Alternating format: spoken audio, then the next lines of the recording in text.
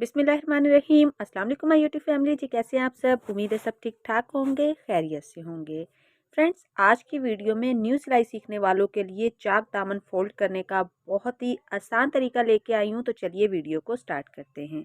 अच्छा, यहाँ पे जो तरीका मैं बता रही हूँ ये एक रफ कपड़े पर बता रही हूँ, ठीक है। आपने सेम इसी तरीके से अपने कमीज के दामन और चाक को फोल्ड करना है।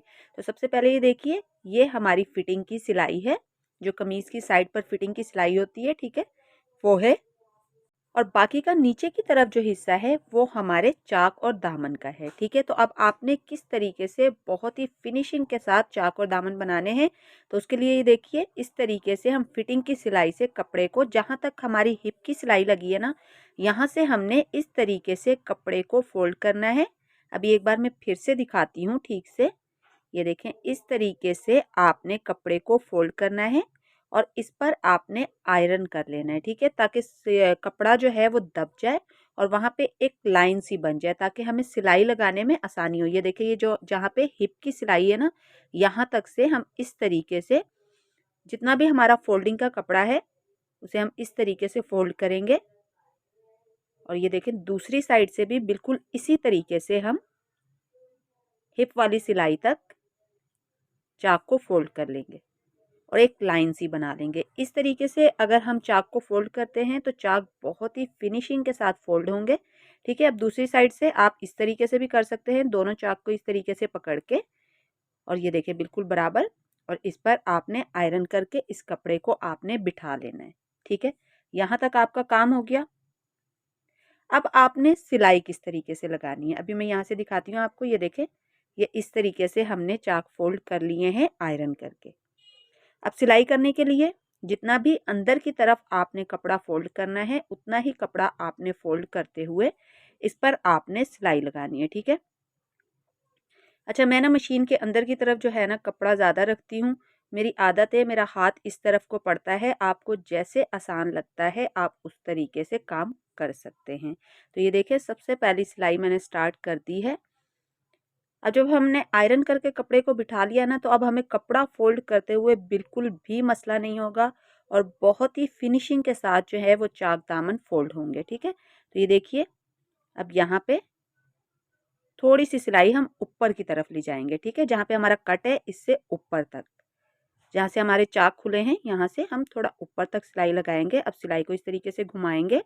अब देखें, यहाँ से कपड़ा जो है बिल्कुल भी इकट्ठा नहीं हुआ, बिल्कुल आराम से फोल्ड हो गया, क्योंकि हमने आयरन करके पहले ही कपड़े को बिठा लिया है। बस अब हमने सिलाई लगाते जानी है।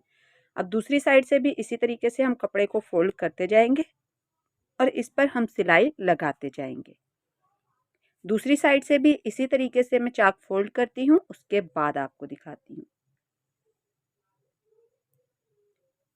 अब ये देखिए, मैं कमीज को सीधा करके दिखाती हूँ।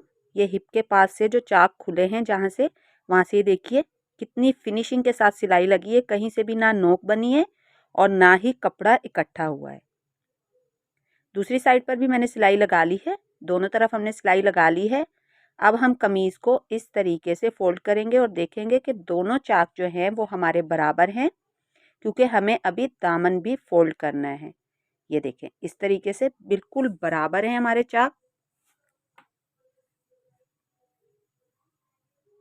अब हमने दामन फोल्ड करना है। तो दामन के लिए जितना भी आपको मार्जिन आपने रखा है 1.5 इंच या 2 इंच का, ठीक है, तो आपने उतना ही निशान लगाना है पहले, और उसके बाद आपने इस तरीके से दामन को फोल्ड करना है। अच्छा, मैं एक बार ही फोल्ड करती हूँ, मार्जिन वाला कपड़ा अंदर नहीं लेती, मार्जिन में हाथ के हाथ फोल्ड करती हूँ। उसके बाद हम इस तरीके से आयरन कर लेंगे और दामन पर भी इस तरीके से एक लाइन बना लेंगे। और उसके बाद ये देखिए, फोल्डिंग का कपड़ा अंदर फोल्ड करते हुए हम दामन पर भी सिलाई लगाएंगे।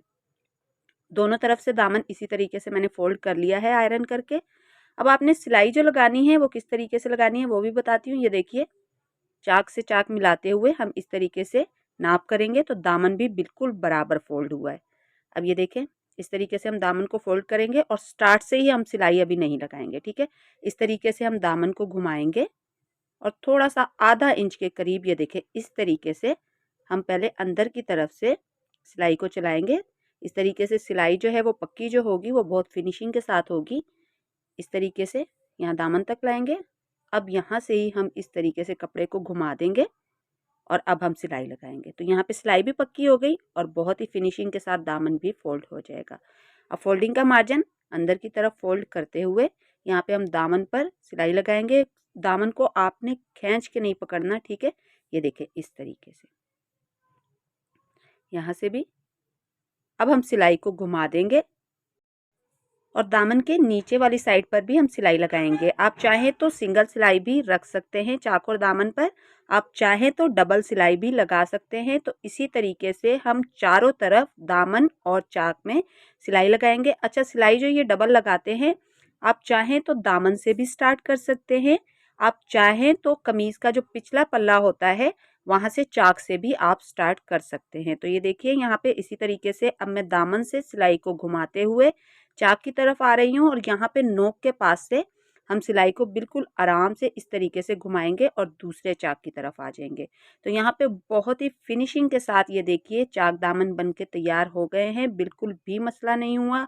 देखिए कहीं से भी कान नहीं आई, कहीं से भी कपड़ा खींचा नहीं है। तो ये थी आज की वीडियो, पसंद आई है तो लाइक और शेयर कीजिएगा, चैनल को सब्सक्राइब कीजिएगा, दुआओं में मुझे याद रखिएगा, अपना ढेर सारा ख्याल रखिएगा। अल्लाह हाफिज़।